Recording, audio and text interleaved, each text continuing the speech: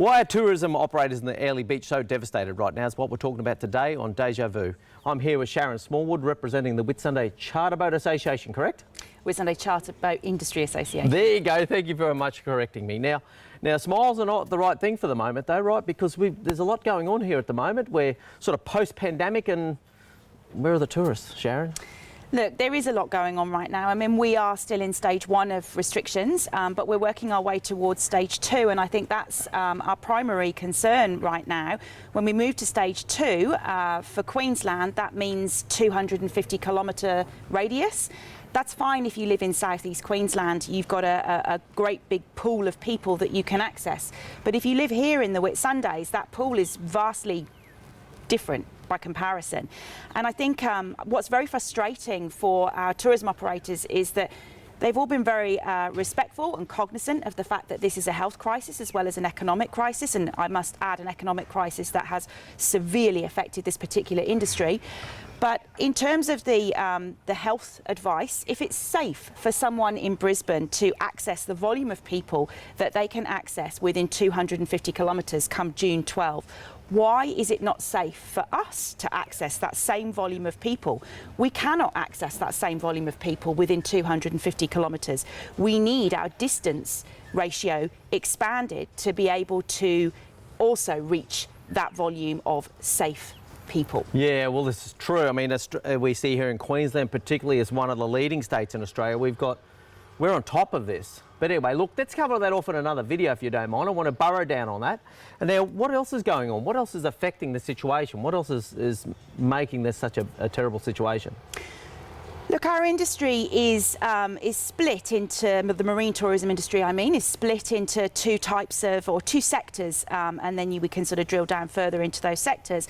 But just very basically, in black and white, we've got our hire and drive vessels, which are the bare boats, and they are about 80% domestic, the clientele, 20% international.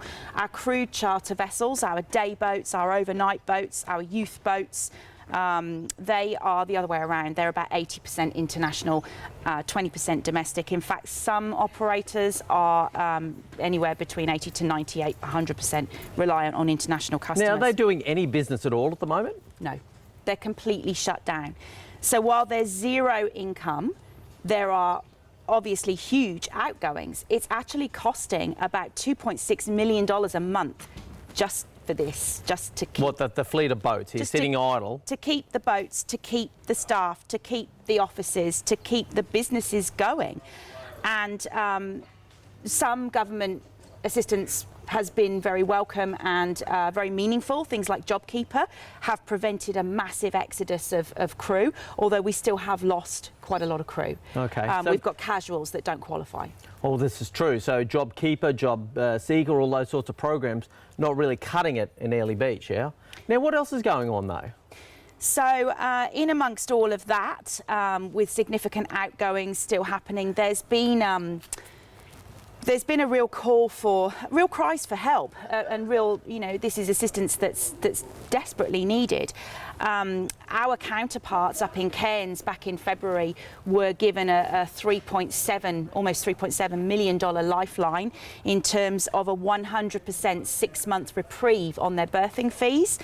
The operators here have asked for the same kind of assistance from the Queensland government, and that has not been forthcoming. Of course, there have been other types of assistance, but they just haven't cut it in the same way. This has been a very difficult thing to see, because again, it equates to money hemorrhaging from businesses while there is zero income.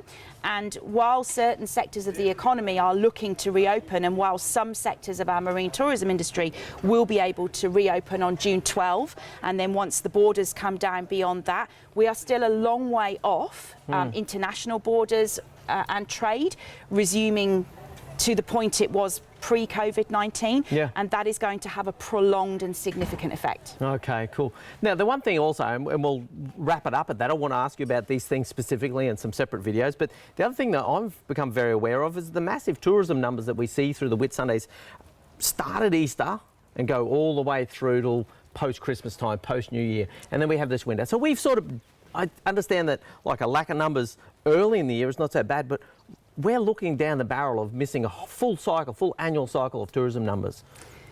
Look, the Whitsunday season, I think maybe once we had a season. Now it's really year round. I mean, we get a lot of backpackers and youth and adventure travellers coming over the summer months. Then we do move into the cooler months, and you know, for some sectors, the winter.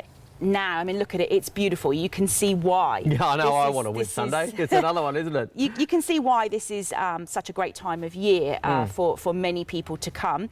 The school holidays are also paramount, as you can imagine, and we are just about to head into a school holiday period, which unfortunately, the transition from phase 2 to 3 of the Queensland government's relaxing on restrictions will only give us 3 days in stage 3, which was when we were initially looking at the state borders coming down.